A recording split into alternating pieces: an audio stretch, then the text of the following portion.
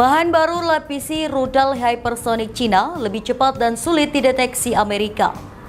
Perang Dunia III Rusia versus NATO dan Amerika Serikat, Vladimir Putin panaskan senjata nuklir. Batalkan perjalanan ke India, Elon Musk diam-diam terbang ke Cina. Putin sengaja permalukan NATO dan negara barat. Senjata-senjata sitaan diungkap ke publik. Halo sahabat pojok, minggu ini kita akan menyajikan berita-berita terupdate, aktual dan berbagai informasi menarik lainnya selama sepekan. Bersama saya Putri Anju di program Resum Pojok Negeri Media.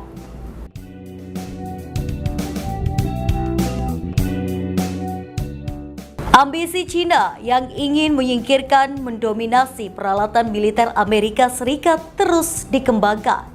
Cina telah mengembangkan bahan untuk permukaan baru untuk rudal hypersonik yang dapat tetap utuh setelah penerbangan panjang.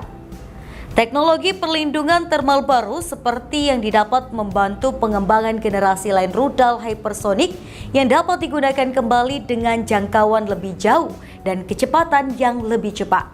Berikut informasi selengkapnya.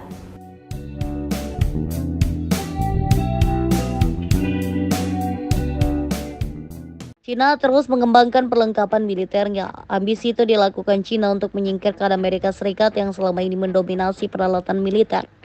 Cina merilis keberhasilan uji coba penggunaan bahan baru untuk melapis rudal hypersonik. Dalam pengujian yang dilakukan militer Cina, bahan tipis tersebut diaplikasikan pada permukaan pesawat Waffenrieder yang menggunakan gelombang kejut selama penerbangan untuk meningkatkan daya angkat. Cina telah mengembangkan bahan untuk permukaan baru untuk rudal hypersonic yang dapat tetap utuh setelah penerbangan panjang. Menurut analisis data telemetri, permukaan bahan yang halus dan non-ablatif menjaga komponen penting di dalam tetap dingin. Selain itu memungkinkan sinyal nirkabel masuk dan keluar dengan bebas sehingga identifikasi target dan komunikasi dapat dilakukan sepanjang penerbangan. Teknologi perlindungan thermal baru seperti itu dapat membantu pengembangan generasi lain rudal hypersonic yang dapat digunakan kembali dengan jangkauan lebih jauh dan kecepatan lebih cepat. Beberapa platform hypersonic Tiongkok yang sedang dikembangkan perlu terbang lebih dari 3.000 detik di atmosfer dengan suhu permukaan mencapai 3.000 derajat Celcius. Dalam lingkungan ekstrim seperti itu, molekul-molekul di udara akan terurai dan memulai reaksi kimia dengan material permukaan. Bagaimana tim AI berhasil menjaga permukaan Waffenrieder tetap utuh masih menjadi rahasia, namun dalam makalah tersebut para ilmuwan mencantumkan beberapa opsi seperti memoles permukaan hingga kondisi yang sangat halus, termasuk menambahkan beberapa elemen seperti niobium, molybdenum, dan boron untuk menahan ablasi. Kemudian mendesain ulang struktur komponen permukaan sepenuhnya untuk mengurangi berat dan mengubah panas berbahaya menjadi daya dorong dengan media cair.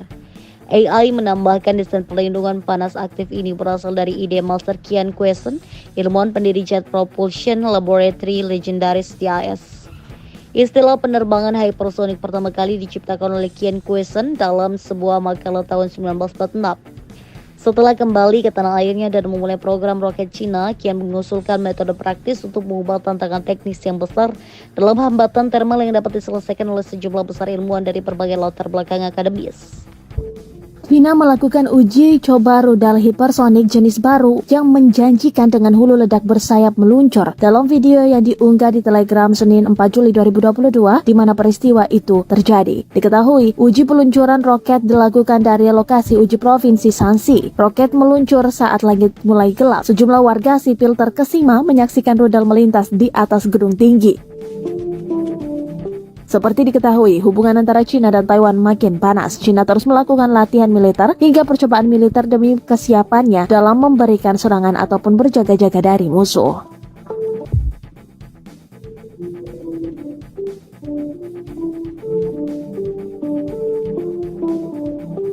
Cina mengaktifkan rudal Dongfeng 51 rudal hypersonic dengan 30 hulu ledak nuklir. Amerika langsung melomo dan mendadak melunak. Tidak berselang lama setelah Cina berhasil dan sukses menguji coba rudal antar benua Dongfeng 31 AG yang mampu mencapai 12.000 km dan mendarat tepat sasaran di Pasifik Barat, uji coba rudal ini merupakan peringatan keras kepada Amerika yang terus menguji Cina dengan menempatkan senjata canggih di Jepang, Korea Selatan bahkan Filipina dengan tujuan untuk mengepung Cina serta mendorong Cina untuk terlibat perlombaan senjata kesuksesan uji coba rudal antar benua Cina telah mengagetkan Amerika. Bagaimana tidak, ketika lintasan rudal Dongfeng 31 melintasi Pasifik Tengah, Amerika langsung melancarkan pencegatan dengan menerbangkan jet tempur dan langsung menambahkan rudal pencegat untuk mencegat rudal hypersonic antar benua Dongfeng 31 yang diuji coba Cina. Namun Amerika terkejar, rudal pencegat dari Amerika gagal menghentikan laju kecepatan rudal Cina, bahkan rudal pencegat Amerika tidak mampu mengimbangi kecepatan, dan tertinggal jauh di belakang oleh kecepatan luncuran rudal hypersonic antar benua Dongfeng 31 Cina. Dan perlu kita ketahui kecepatan luncuran rudal hypersonic antar benua Cina Dongfeng 31 OG adalah 25 kali kecepatan suara, dan setelah terbang selama 26 menit menempuh jarak kurang lebih 12.000 km akhirnya rudal Dongfeng 31 Cina mendarat tepat sasaran sesuai yang ditargetkan. Dan menurut perkiraan rudal hypersonic Dongfeng 31 gram, mampu membawa beberapa hulu ledak nuklir. Bagaimana Amerika tidak merinding? Jika terjadi peperangan dengan Cina maka, dalam hitungan menit benua Amerika akan menjadi sasaran empuk serangan rudal ini. Dan bahkan dikabarkan rudal hypersonic cerdas Dongfeng 51 akan lebih dahsyat. Rudal ini dianggap sebagai versi upgrade dari rudal Dongfeng 41 dan memiliki kemampuan serangan dengan jangkauan global.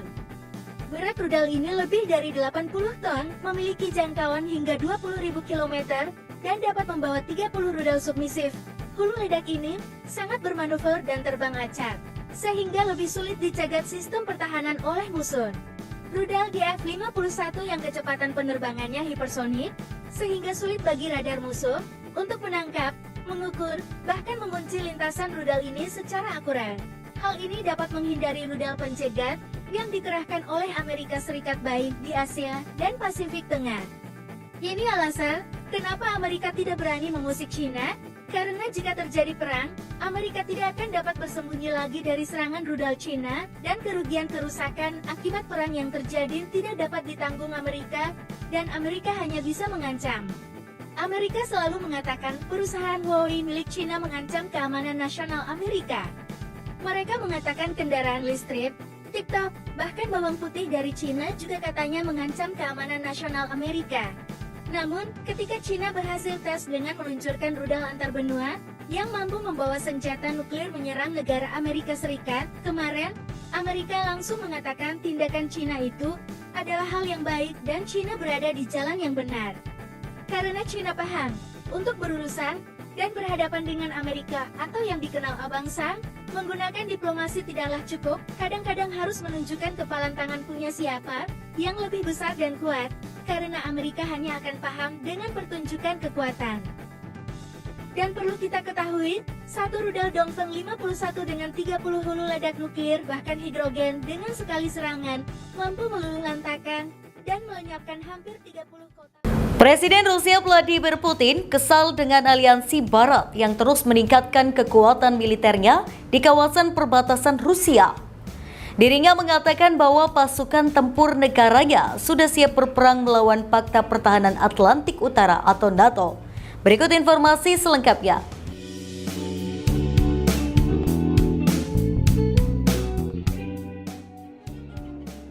Presiden Rusia Vladimir Putin mengatakan bahwa pasukan tempur negaranya sudah siap berperan melawan Pakta Pertahanan Atlantik Utara atau NATO. Pernyataan tersebut dilontarkan Putin melalui wakil juru bicara Kementerian Andrei Nastashyn. Gertakan itu dilayangkan lantaran Putin kesal dengan aliansi Barat itu yang terus meningkatkan kekuatan militernya di kawasan perbatasan Rusia.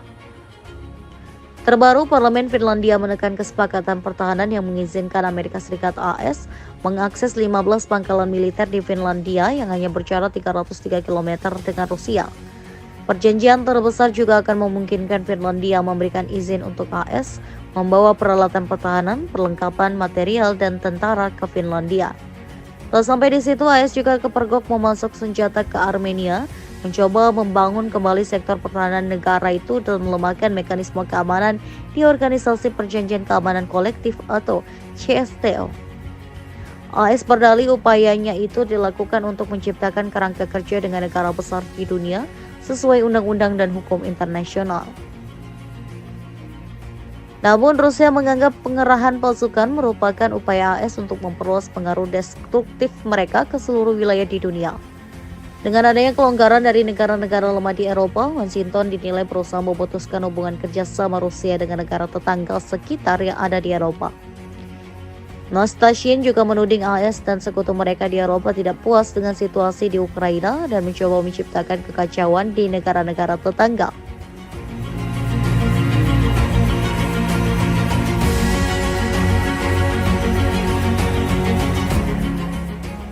Hubungan 30 negara anggota NATO dengan Rusia diketahui telah retak semenjak Ukraina menyatakan diri ingin bergabung menjadi bagian dari pakta ini. Akibatnya Rusia mulai terang-terangan menyerukan perang terbuka. Rusia bahkan turut melancarkan invasi ke Ukraina hingga negara pimpinan Volodymyr Zelensky mengalami pembengkakan kerugian senilai 120 miliar dolar AS. Sebagai bentuk balasan, NATO mengumumkan 500 sanksi baru terhadap Rusia serta pembatasan ekspor pada hampir 100 perusahaan atau individu dengan tujuan untuk menekan ekonomi Rusia sehingga perang di Ukraina bisa diberhentikan secepat mungkin. Sayangnya, pasca sanksi tersebut diterapkan, Rusia dilaporkan kebal sanksi. Aktivitas ekspor energi Rusia justru mencetak keuntungan besar hingga tembus mencapai 158 miliar dolar AS hanya dalam kurun waktu 6 bulan, tepatnya setelah Moskow menginvasi Kiev pada akhir Februari lalu. Selain itu, pilihan Vladimir Putin untuk membalas jika Barat mengizinkan Ukraina menggunakan rudal jarak jauh menyerang Rusia bisa mencakup serangan terhadap aset militer Inggris atau dalam situasi ekstrim melakukan uji coba nuklir untuk menunjukkan niatnya, kata 3 analis.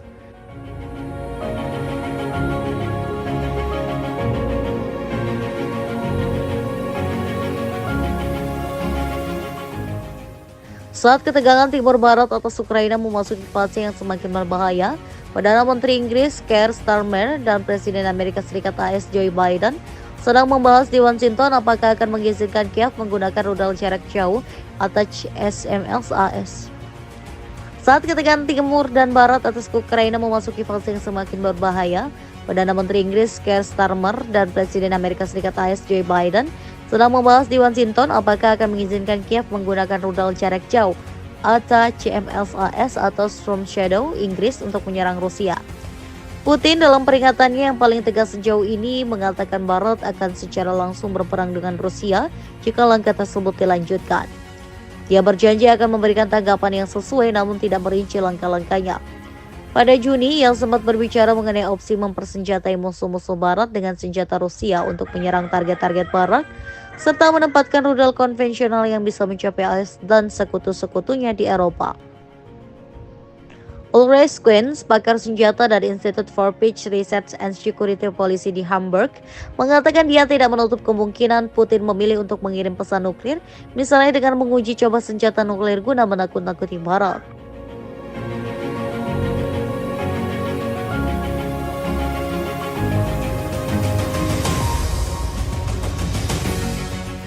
Gerhard Mangold, spesialis keamanan dari Universitas Innsbruck di Austria, mengatakan dalam wawancara bahwa meskipun tidak mungkin Rusia mungkin mengirim sinyal nuklir sebagai tangkapan.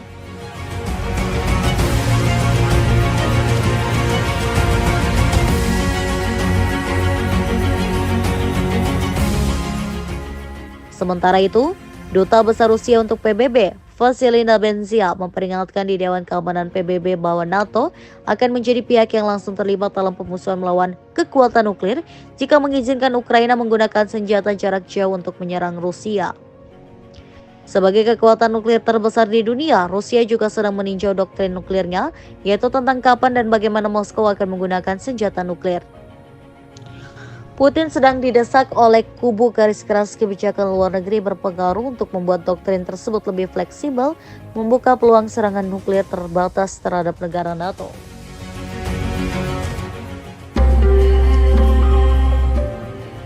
Eskalasi konflik Rusia dan Ukraina memanas.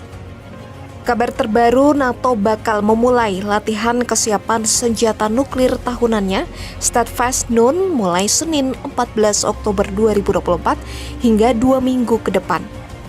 Latihan ini akan berlangsung di wilayah Laut Utara dan akan diselenggarakan oleh Belgia dan Belanda. Latihan ini sendiri akan melibatkan sekitar 60 pesawat termasuk jet tempur F-35A dan pembom B-52 dan 13 negara anggota NATO. Sekitar 2.000 personel militer juga akan berpartisipasi dalam misi simulasi yang melibatkan hulu ledak nuklir AS meskipun tidak ada senjata aktif yang akan digunakan. Menurut Sekretaris Jenderal NATO Mark Rutte, latihan nuklir ini sangat penting untuk menghadapi lanskap global yang semakin bergejolak. Let me also make use of this occasion to say that the annual nuclear exercise Steadfast Noon will start on Monday. We will have more than 60 aircraft involved in training sessions. The whole exercise will particularly focus on the United Kingdom, the North Sea, but also Belgium and the Netherlands. And in an uncertain world, it is vital that we test our defense and that we strengthen our defense so that our adversaries know that NATO is ready and is able to respond to any threat. Latihan nuklir NATO ini digelar di tengah retorika nuklir yang semakin intens dari Presiden Rusia Vladimir Putin. Pasalnya Putin memang telah beberapa kali mengeluarkan peringatan sejak negaranya memulai perang di Ukraina pada tahun 2022. Terbaru Rusia akan merevisi kebijakan penggunaan senjata nuklirnya sebagai respons atas meningkatnya eskalasi Barat dalam perang di Ukraina. Putin disebut akan menurunkan ambang batas penggunaan nuklir demi menyadarkan musuh-musuh Rusia di Barat. Presiden Rusia Vladimir Putin mengumumkan kesiapannya untuk berperang melawan tentara NATO. Namun dari lubuk hati yang paling dalam, Putin mengaku tak menginginkan perang tersebut.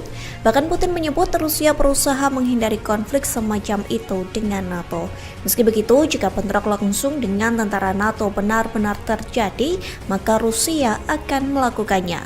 Putin menyebut tentara Rusia telah siap terkait berbagai skenario di medan perang. Orang nomor satu di Rusia itu menyebut bahwa negaranya selalu terbuka untuk komunikasi langsung satu dengan yang lain, termasuk membicarakan soal situasi krisis yang sedang terjadi.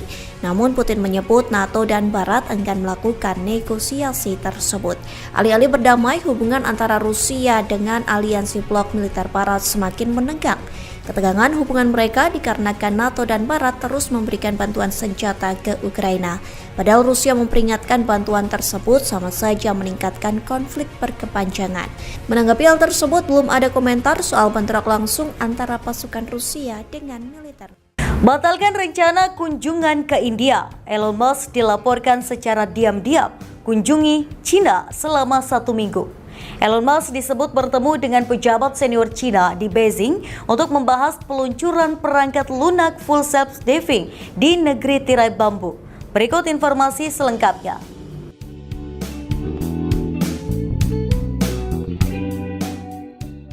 Elon Musk dilaporkan telah tiba di Beijing, Cina. Dia melakukan kunjungan mendadak ke pabrik terbesar kedua Tesla serta bertemu dengan pejabat senior Minggu 28 April 2024. Kunjungan Musk ke Cina ini dilakukan secara diam-diam alias tidak diumumkan secara terbuka. Selain dari sumber anonim, kunjungan ini diketahui dari aplikasi pelacakan penerbangan Cina, Flight Manager yang mendeteksi jet pribadi Gulfstream dengan nomor N272BG mendarat di bandara ibu kota Beijing, Minggu 28 April 2024 pukul 6.03 waktu setempat. Adapun kunjungan ini dilakukan lebih dari seminggu setelah ia membatalkan rencana kunjungan ke India untuk bertemu dengan Perdana Menteri Narendra Modi dengan alasan kewajiban Tesla yang sangat berat. Melansir dari Reuters, Musk disebut bertemu dengan pejabat senior Cina di Beijing untuk membahas peluncuran perangkat lunak full self-driving atau FSD di negeri tirai bambu. Selain itu, CEO Tesla itu juga ingin mendapat persetujuan untuk mentransfer data yang dikumpulkan di Cina ke luar negeri guna melatih algoritma teknologi mengemudi otonomnya. Sejak 2021 lalu, Tesla telah menyimpan seluruh data yang dikumpulkan oleh armada Cina di Shanghai, seperti yang diisyaratkan oleh regulator setempat dan belum mentransfer data apapun kembali ke Amerika Serikat atau AS. Sebelumnya Tesla telah meluncurkan VLT pada 4 tahun lalu, namun pihaknya belum menyediakannya di Cina. Meskipun permintaannya sudah cukup tinggi, menurut Musk, Tesla berpotensi untuk menyediakan FSD di Cina secepat mungkin. Sebagai informasi, Tesla telah menjual lebih dari 1,7 juta mobil di Tiongkok sejak memasuki pasar 1 dekade lalu, dan pabrik di Shanghai adalah yang terbesar secara global. Produsen mobil saingan Cina seperti Xpeng telah berupaya mendapatkan keunggulan dibandingkan Tesla dengan meluncurkan perangkat lunak serupa. Perusahaan tersebut mengatakan pada bulan ini bahwa mereka akan memberhentikan 10% tenaga kerja globalnya karena perusahaan tersebut bergulat dengan penurunan penjualan dan perang harga yang sangat intensif untuk kendaraan listrik yang dipimpin oleh merek Cina. Wakil Presiden Tesla yang bertanggung jawab atas hubungan eksternal di Cina, Grace Tao, menulis komentar melalui akun media sosial outlet media pemerintah People's Daily dengan alasan bahwa teknologi penggerak otonom akan menjadi mesin pertumbuhan baru bagi industri kendaraan listrik. Dalam artikelnya, Tao mengatakan bahwa Tesla memimpin penelitian dan pengembangan kendaraan otonom dengan teknologi jaringan saraf ujung ke ujung dan data yang dikumpulkan dari jutaan mobil di jalan. Menurut pakar industri, kondisi lalu lintas di Cina yang rumit dan lebih banyak pejalan kaki serta pengguna sepeda memberikan lebih banyak skenario untuk melatih algoritma mengemudi otonom dengan lebih cepat. Pada pekan lalu, Musk mengatakan Tesla akan memperkenalkan model baru yang lebih murah menggunakan platform kendaraan listrik dan akan menawarkan robot taksi baru dengan teknologi self-driving. Saham Tesla turun hampir sepertiga sejak awal tahun karena meningkatnya kekhawatiran terhadap lintasan pertumbuhan pembuat kendaraan listrik tersebut. Pekan lalu, Tesla melaporkan penurunan pendapatan kuartal pertamanya sejak 2020 ketika pandemi COVID-19 memperlambat produksi dan pengiriman. His name is Elon Musk. He saved free speech. He created so many different great things. Where is he? Come on up here, Elon. He created the first major American car company in generations, and his rocket company is the only reason we can now send American astronauts into space. Come here. Take over, Elon. Just take over.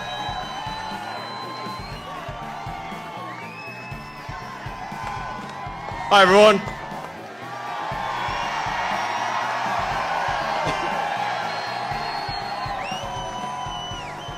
As you can see, I'm not just MAGA, I'm dark MAGA. Well, first of all, I want to say what an honor it is to be here. And, the true test of someone's character is how they behave under fire. And we had one president who couldn't climb a flight of stairs, and another who was fist pumping after getting shot. Fight, fight, fight! Blood coming down the face. Now, America is the home of the brave.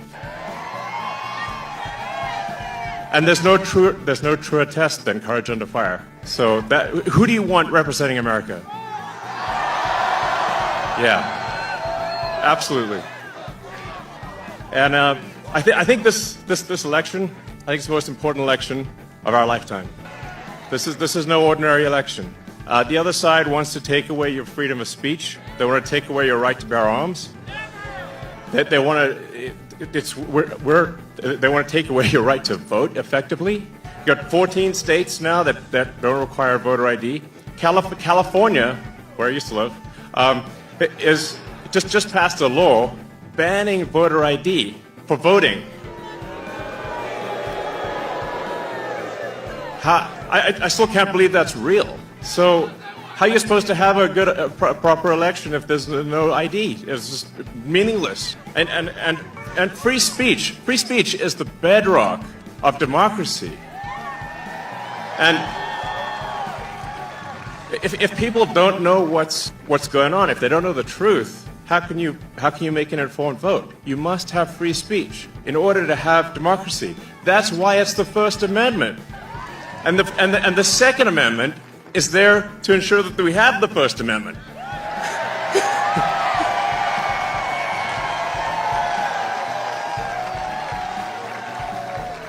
President Trump must win to preserve the Constitution. He must win to preserve democracy in America.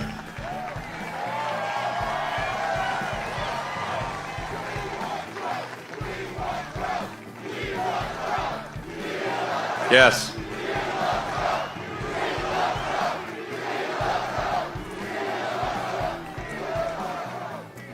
This is a must-win situation. Must win. So I have one ask for everyone in the audience, everyone who watches this video, everyone in the live stream. There's one request. It's very important. Register to vote. Okay, and get everyone you know and everyone you don't know drag them to register to vote. There's only 2 days left to register to vote in Georgia and Arizona. 48 hours. Like, text people now.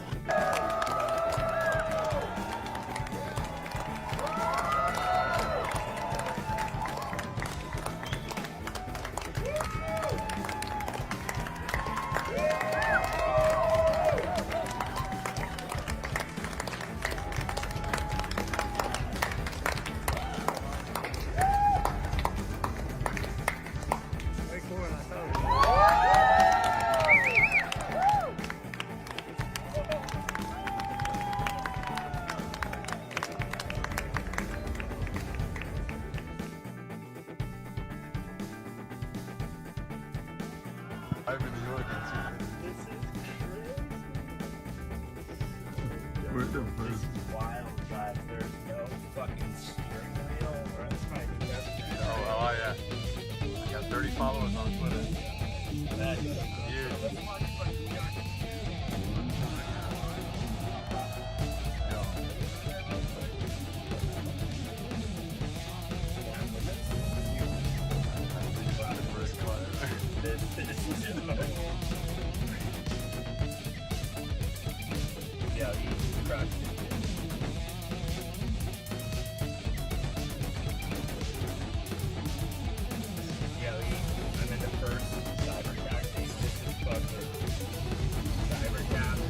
Percaya tak, lelaki ini adalah manusia paling terkaya dalam dunia. Elon Musk. Ini adalah manusia paling kaya di bumi saat ini dengan nilai kekayaan mencecah 270 bilion USD. Beliau adalah co-founder dan CEO kepada Tesla dan pembuat roket SpaceX. Tapi Elon Musk ni sebenarnya dilahirkan dan membesarkan Afrika Selatan dan dia pernah mengidap sejenis penyakit mental iaitu Asperger's Syndrome. Yang sadisnya, Elon Musk ni pernah kena pecat oleh syarikat ciptaannya sendiri iaitu PayPal pada tahun 2000. Pada tahun 2022, Elon Musk membolos dendam dengan membeli Twitter dengan harga 44 bilion USD dan menukar nama Twitter menjadi X. Cita-cita paling gila Elon Musk adalah untuk pindahkan 1 juta manusia dari bumi ke planet Marikh pada tahun 2050. Tapi baru-baru ni Elon Musk telah mencipta robot Gen 2 Optimus mereka yang dahsyat, boleh gantikan kerja-kerja manusia seperti masak, lipat baju, jaga orang tua, pergi pasar. Memang khas untuk manusia-manusia yang malas. Korang boleh beli robot ni dalam masa 3 ke 5 tahun lagi pada harga 20,000 USD. Tapi pada abang-abang bujang terlajak, kalau tak cukup duit, anda boleh melanggan robot ni. Militer Rusia memamerkan lebih dari 870 jenis persenjataan yang disenjatai oleh pasukan Rusia saat perang dengan Ukraina. Acara tersebut tidak hanya menampilkan peralatan darat, tetapi juga beberapa kapal patroli yang direbut di kota pelabuhan Mariupol di Laut Hitam. Menteri Pertahanan Sergei Shoigu mengatakan bahwa tidak ada senjata yang unik atau kebal, termasuk senjata buatan Barat. Berikut informasi selengkapnya.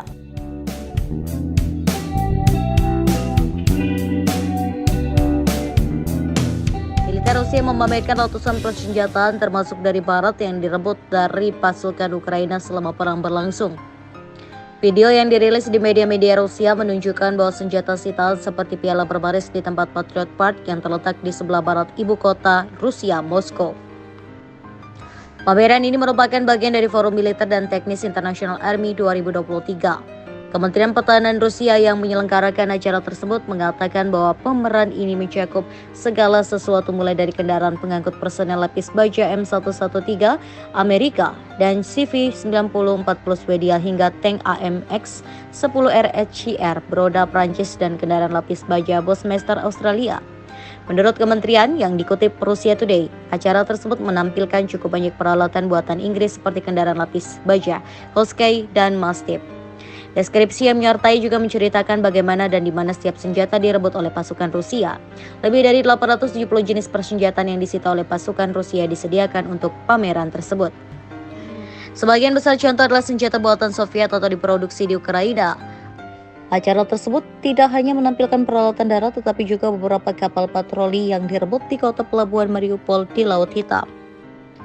Kementerian Pertahanan Rusia secara teratur melaporkan penghancuran sistem Ukraina dalam konflik yang sedang berlangsung. Menurut kementerian, militer Kiev telah kehilangan sekitar 5.000 alat berat dalam upaya yang sebagian besar gagal untuk menembus pertahanan Rusia sejak dimulainya serangan balasan mereka pada awal Juni. Angkatan bersenjata Rusia juga secara teratur menerbitkan foto dan video kendaraan Ukraina yang direbut, termasuk contoh buatan Barat. Salah satu klip menampilkan tank Leopard buatan Jerman. Awal pekan ini, Menteri Pertahanan Sergei Shoigu mengatakan bahwa tidak ada senjata yang unik atau kebal, termasuk senjata buatan Barat. Kalau menurut kalian tentang tindakan negara-negara NATO tersebut? Itu tadi berita terhangat selama sepekan ini. Nantikan berita lainnya di web kami di pojoknegeri.com dan di channel YouTube Pojok Negeri Media. Jangan lupa untuk komen, like, subscribe channel kami. Kami undur diri, sampai jumpa di Resum pekan depan.